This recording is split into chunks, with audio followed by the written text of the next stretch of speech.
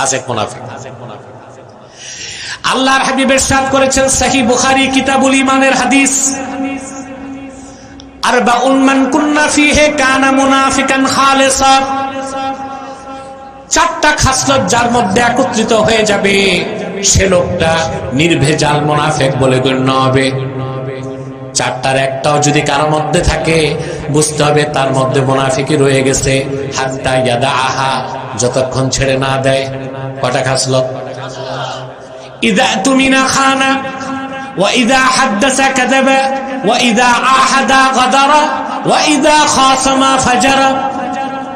যখন সে তাকে আমানতদার বানানো হবে, সে তাকে যখন আমানতদার বানানো হয় তখন সে খেয়ানত করে, কথা যখন বলে মিথ্যা বলে, ওয়াদা করে ভঙ্গ করে,